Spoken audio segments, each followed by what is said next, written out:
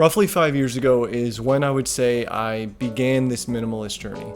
And I say roughly because, as I've mentioned before, I kind of stumbled across minimalism by accident.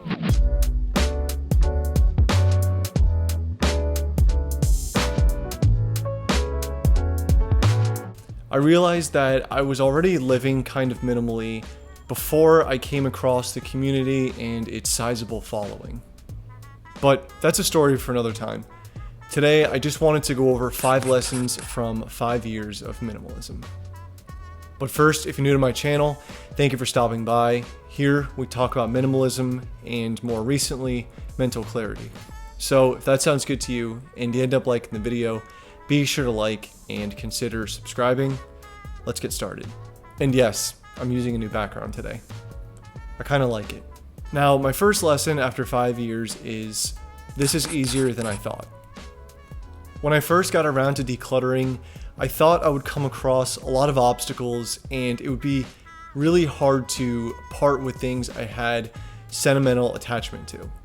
What if I want to wear this again? What if I come across a situation where I need this? I don't want to forget about the memories attached to this. These are the questions that came up when I was deciding whether I wanted to part with something or not.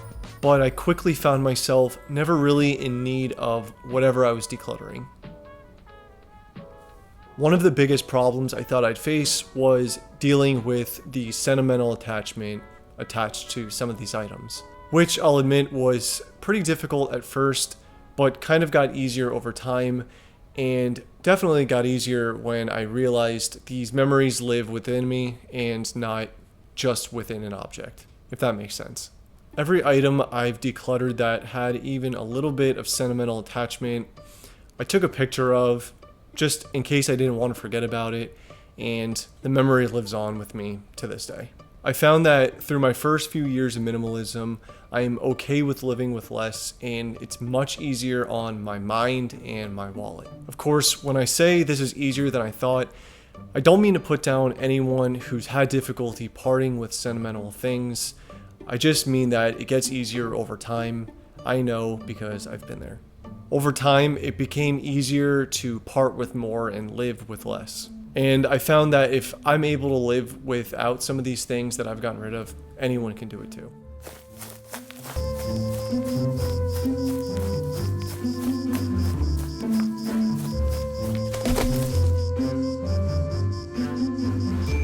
The second lesson through 5 years of minimalism is I don't go through phases anymore. Something I was very guilty for before minimalism was going through phases. I was very easily influenced in terms of spending habits, clothes, and tech, and camera gear. This is kind of embarrassing to admit, but before minimalism, if I saw a movie where I thought a piece of clothing that was being worn was really cool, I would be looking up that item and looking to buy it as soon as the movie was over. I was very interested in buying things that I thought looked cool on somebody else. I realize now that these are marketing strategies that worked ever so flawlessly on me. I would end up with new things and be excited for a short period of time until my next phase, and then completely forgot it even existed. The routine of keeping up with new fashion, new tech, new trends just was really exhausting, and I definitely did not have the financial means to back this all up. And ever since adopting minimalism, I can say I definitely lost this attraction to buying things I thought looked cool on other people, or just looked good for other people, or just looked good in the eyes of other people. Now, one can make the argument that minimalism is just another phase, but it's been 5 years and I don't see myself going any other way in the future. Minimalism has encouraged me to make some decisions and stick to them. So, to those who say this is another phase, I say no. The third lesson here is that the little things truly make me happy again. When I think about the things that I have, or the things that I can do that make me truly happy, the list is fairly short. It wasn't long into my minimalist journey before I asked myself, how much do I really need to be happy, or at the very least, content? This isn't supposed to insist that I can't have fun or be entertained by doing other things. Just a reminder that I don't need to go buy something or I don't need to go do something extravagant to be happy. When it comes to items, the entirety of what I need to be happy can fit in my backpack. Aside from Ariel, she's a little too chubby to go in there. Over time, minimalism has definitely encouraged me to slow down, literally as well as my mind, to enjoy the little things again, like listening to music and drinking a coffee on a rainy day. While it sounds super basic and bland to say I enjoy this, I just really don't know how to explain why this appeals so much more to me after minimalism. It's like I'm rediscovering the little things all over again, and it's just very refreshing. The fourth lesson here is that I find more time when I value it more. Over the years, I've gotten better at spending my time more wisely and consciously.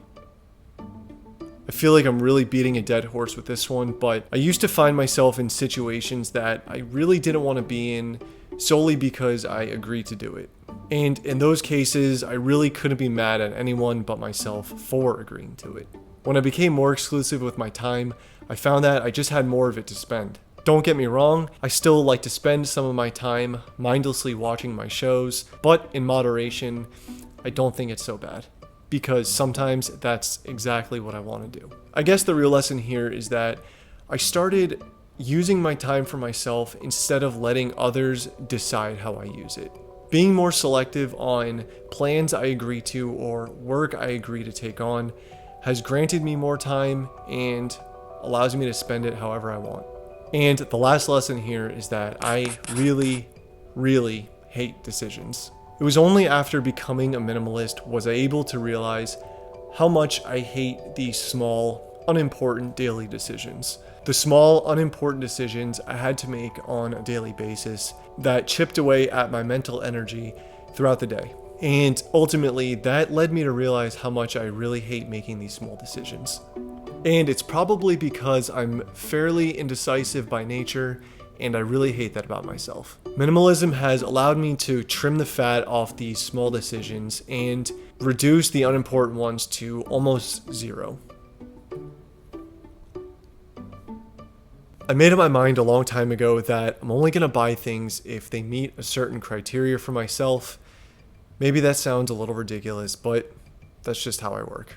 How typical to mention Apple in a minimalism video, but hear me out for a second. While I can get mad at them for being very expensive, one thing I do appreciate, besides their aesthetic of course, is the minimal choices they give when offering a product. When it comes to iPhones, for example, you get a choice between the size, storage capacity, and color. That's pretty much it. I can tell you now that my indecisiveness has led me to rewrite countless videos because I'm so unsure of myself. Eliminating as many decisions out of my day as possible has allowed for a little more mental clarity and a little less stress throughout my day. And if I'm eliminating any stress out of my day, I think it's worth it. So that was just a few lessons I've gotten out of 5 years of minimalism. I hope you guys got some value out of this, and I hope to make another one of these in another 5 years. I'd love for you guys to comment down below how long you've been living a minimalist lifestyle, and maybe some lessons you've come across along the way. Anyways, I really do appreciate your time that you've spent here. I hope you got some value out of this, and if you did, and you do like this type of content, be sure to like and consider subscribing to my channel, and I'll see you next time.